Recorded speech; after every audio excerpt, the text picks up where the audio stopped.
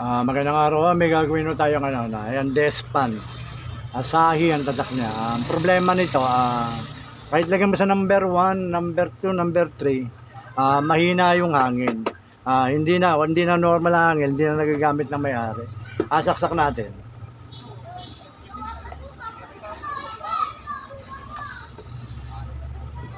Ayan sa number 1. Ayun, parang hirap na siya. Ayan na sa number 2. Ayan. Number 3.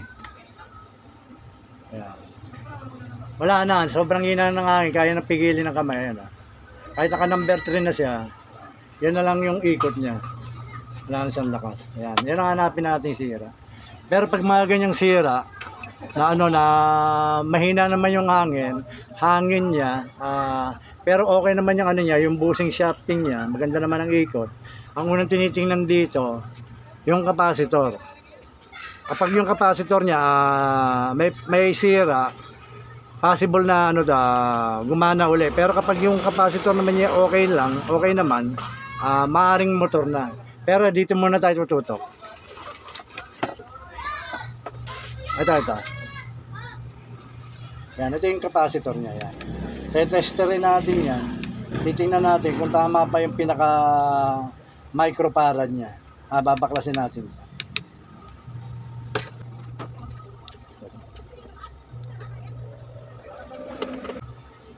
Ito yung capacitor niya. Ito yung dalawang niya.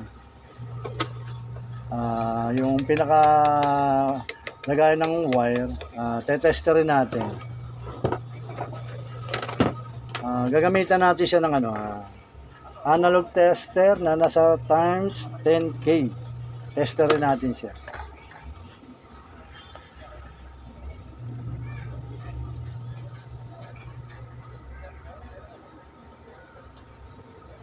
Ayun, pumapalo naman siya. Kaya lang napakahina na.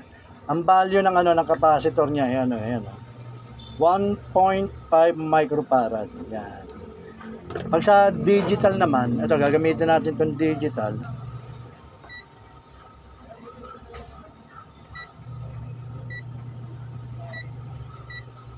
Yan, nilalagay natin siya sa nanofarad. Yan.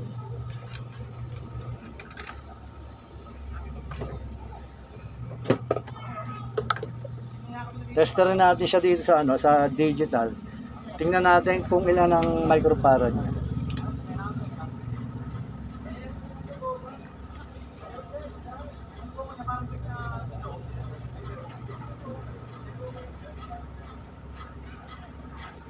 Ayan, pabago-bago na. 0.6952.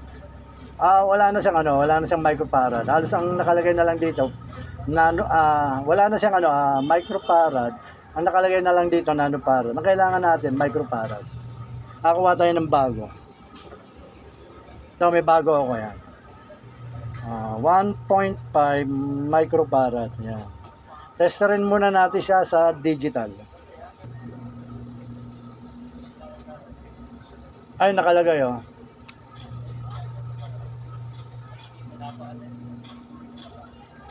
Ay, kung mapapansin nyo, 1.4 microfarad siya, 1.4 microfarad. Balik rin natin. Ayan, 1.4 talaga.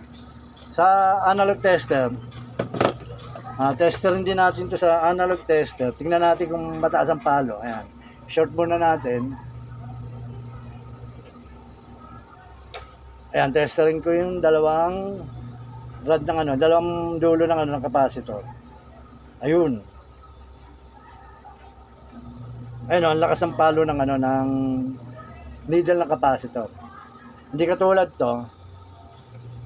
Itong luma. Ayun, kapiranggit na lang. Kaya ito, papalitan na muna natin to. Susubukan natin kapag pinalitan to kung lalakas na yung hangin.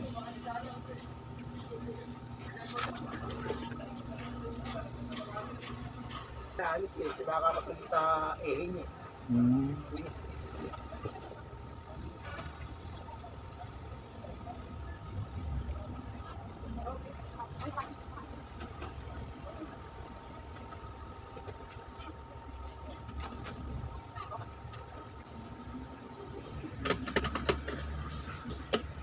Ayan, nahinang na natin yung ano, yung capacitor niyang 1.5 microfarad.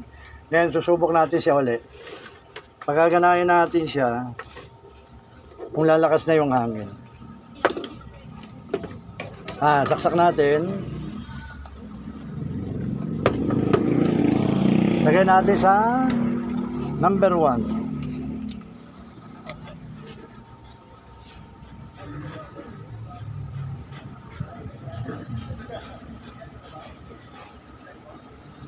Number 2.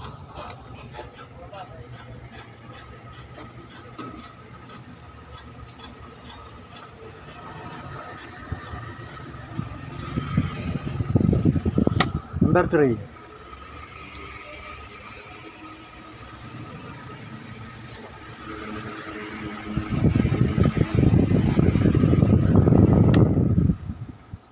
Ayan, lumakas na uli yung hangin. Nang palitan natin to, itong capacitor na to, nag-normal na yung hangin niya. Number 1, number 2, number 3, lumakas na uli. Sige po, may nagawa na naman tayo isang appliances. Basta watch lang po kayo, share and subscribe po sa mga ginagawa ko para at least lahat ay nasusubaybayan. Sige, maraming pong salamat.